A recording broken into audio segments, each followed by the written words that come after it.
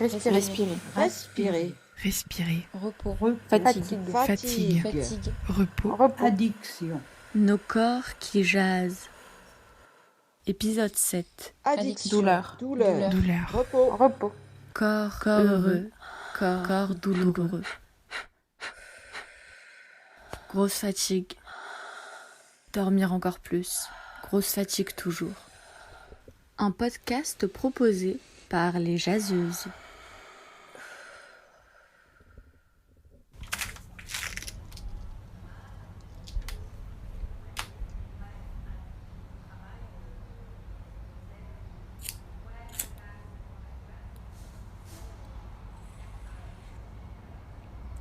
Avachie sur la rambarde de la fenêtre, mes jambes me portent à peine. J'ai l'impression d'être molle, liquide. Que si je lâche la rampe, mon corps va se répandre sur le sol comme une flaque.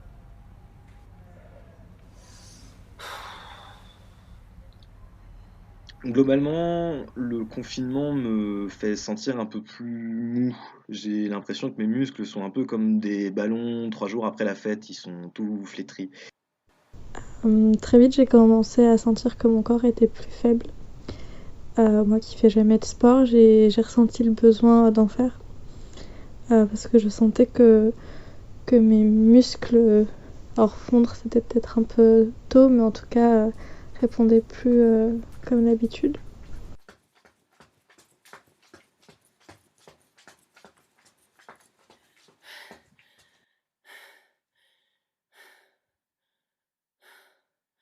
Là, avec le confinement, comme plein de gens, je fais du sport. Au début pour l'entretien, et puis les muscles gonflent, alors c'est grisant.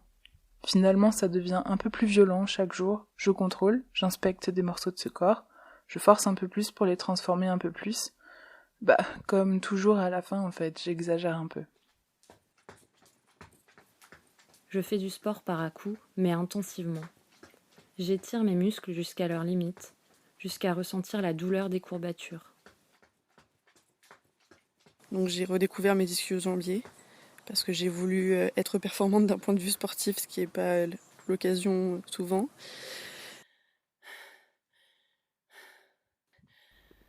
Ce qui m'a surtout marqué dans cette expérience, c'est le caractère irréversible de certains dommages. On n'a qu'un corps, et quand il est abîmé, on ne peut pas toujours le réparer. Il faut en prendre soin, il se transforme et c'est irréversible. L'impossibilité de me servir de mon corps à ma guise a rompu cette transparence. Et puis la vie a repris son cours, mais quelque chose était modifié. Et là, je dois avouer que la marche et l'escalade surtout, ça me manque pas mal. Aussi parce que en fait j'ai une sciatique, j'ai un peu le corps d'un petit vieux. Dans mon cas, c'est à gauche, ça part du bas du dos et ça irradie un peu tout le nerf sciatique qui en fait va dans toute la jambe et c'est assez désagréable. C'est pas une douleur à se frapper la tête contre les murs, mais c'est latent et il y a des moments où c'est plus ou moins intense. Et d'ailleurs, c'est assez drôle, enfin je sais pas si c'est particulièrement drôle, mais assez étonnant, parce qu'au début du confinement, je la sentais plus cette sciatique, et là, depuis quelques jours, c'est revenu. Je sais pas trop pourquoi.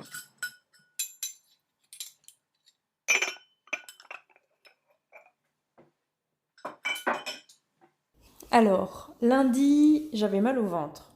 La digestion, c'est compliqué. Mon corps est plus lent que d'habitude. Mon ventre gargouille, ça tourne. C'est un peu compliqué. Mardi, j'avais mal au dos. J'étais en télétravail cette semaine et j'ai travaillé sur une table basse assise par terre. Mercredi, j'ai eu mal au sein. J'ai décidé de profiter de ce moment de confinement pour ne plus porter de soutien-gorge et ne pas risquer de croiser le regard insistant de collègues sur mes tétons qui pointent sous mon pull. Et j'ai découvert que les muscles qui supportent nos seins peuvent aussi avoir des courbatures. J'ai eu des règles hémorragiques, comme si j'avais pas du tout de traitement. Les règles en confinement sont assez éprouvantes. Morte de chaud, j'hyperventile, bouffée de chaleur le jour, la nuit, hyper conscience de chaque micro-événement. Le sang coule, la température monte, le ventre gonfle, digère, grogne, la tête chauffe, bat, le dos tire, les seins poussent, la sueur colle, je sens tout. Mes seins s'arrondissent, mais impossible de les effleurer sans douleur. Jeudi, J'ai eu mal aux oreilles. La gentille attention doucement posée sur l'entièreté du corps depuis le début du confinement se transforme en piège douloureux. Vendredi, j'ai eu mal à ma conscience parce que j'arrivais pas à travailler. Samedi, j'avais mal à la tête. Et ça, c'est sans doute à cause de l'apéro Skype, ou plutôt de la demi-bouteille de Pinot des Charentes que j'ai bu. Mes lèvres sont plus sèches que d'habitude. Ma bouche aussi. Ma langue pèse plus lourd. J'ai l'impression d'avoir souvent mauvaise haleine. J'oublie de boire de l'eau. J'ai pas soif d'eau en ce moment.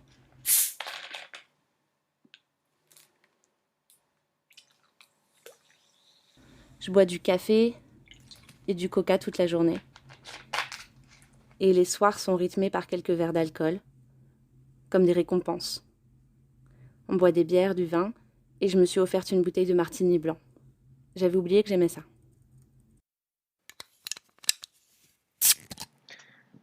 Depuis le début du confinement, je bois aussi tous les soirs. Alors pas trop, hein, c'est une bière ou un verre. Et avec les apéros Skype, c'est un peu plus le week-end, mais quand même, c'est tous les jours. Et je pense qu'il y a eu seulement une ou deux fois où j'ai pas bu depuis le début du confinement. Je maudis mes membres fatigués, les condense et les malmène. Je reprends mon souffle et mes poumons, une cigarette et un verre de vin, et puis mon cœur, encore et encore. J'ai, je pense, doublé ma consommation d'électro-tabac, essentiellement parce que je m'ennuie en fait. Et ça me détend. Je pense que ça a un effet plus psychologique que physique. Ça joue sur le circuit de la récompense.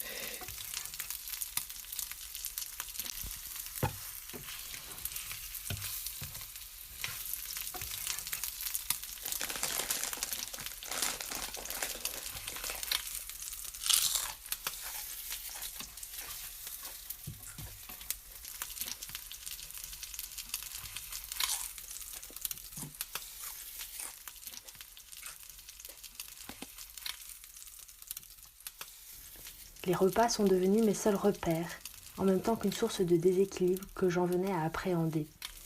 Je mangeais trop, comme pour apaiser mon angoisse, et sans doute parce qu'il n'y avait aucun regard en face de moi pour me faire garder contenance. Plusieurs fois même, au début du confinement, j'ai refait des crises de boulimie, alors que cela ne m'était pas arrivé depuis plus de 5 ans, alors que je croyais cela définitivement derrière moi. Je me sens alors plus bas que terre, je me sens sale, et je me répète, comme autrefois, plus jamais ça. Mon ventre se tord, j'ai le cœur au bord des lèvres, et la nourriture me répugne, hormis les fraises peut-être.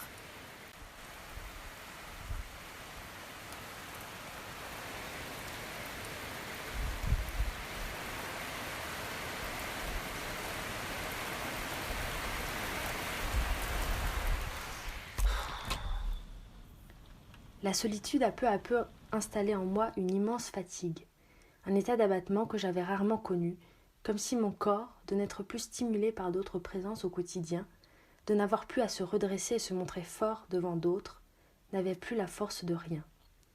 En revanche, j'ai l'impression de me sentir un peu plus fatiguée que d'habitude, et je me dis que c'est peut-être un peu lié. Je suis fatiguée, épuisée par ces nuits faites d'insomnie et ces journées au ralenti.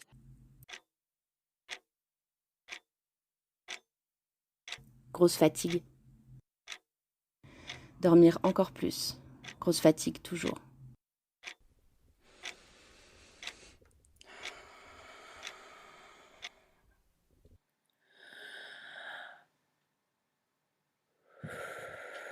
Et puis soudain, il y a eu les symptômes. La fièvre d'abord, pas très haute. Et puis la douleur dans le poumon droit, puis dans le poumon gauche, puis dans les deux. J'ai senti une grande partie de mon souffle m'échapper. Tout à coup, j'étais une femme de 90 ans et mon corps me maintenait de force immobile, un confinement dans le confinement, là, assise sur le canapé à économiser mes gestes. Pour moi, les débuts du confinement étaient assez particuliers puisque j'étais malade. Donc je suis rentrée me confiner, non pas par choix ou par poursuivre une quelconque injonction, mais parce que j'étais malade. J'ai passé les premiers jours quasiment endormie tout le temps, en hypothermie. Je suis malade depuis maintenant 26 jours. La pneumonie est partie, tout comme les crises de détresse respiratoire. Aujourd'hui, pour la première fois depuis longtemps, je respire correctement. Une fois que je suis sortie de ce quasi-coma, j'ai pris le temps d'écouter mon corps, déjà parce qu'il était en guérison. Il se remettait d'une maladie et aussi parce que du coup j'avais plus d'injonctions. Depuis la maladie, depuis ce corps éreinté par les années de travail acharné, tordu et niais pour rentrer dans le moule des sociétés occidentales contemporaines, ce corps amaigri d'avoir lutté lorsqu'il fallait attendre, je ne puis que constater la tendresse de l'inaction, le désirable du laisser-aller, le bonheur de la contemplation sereine, de cet état qui ne produit rien, qui ne consomme rien, et qui est pourtant si profondément délicieux.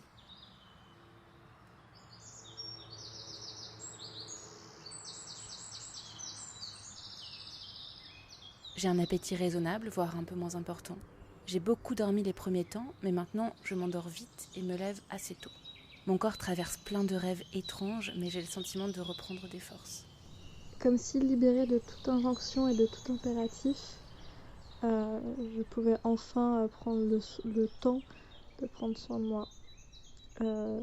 Pas forcément dans le sens doux ou dans le sens du bien-être, mais dans le sens de la santé mentale et physique. J'ai aucune crispation au niveau du cou. J'ai souvent des problèmes de cou, de dos. Là, rien. C'est simple, c'est calme, c'est vraiment très agréable. Après les 2 opérations des ovaires subies lors des derniers mois et le sentiment d'être dépossédée de mon corps, j'ai également pu me reconnecter à ce dernier.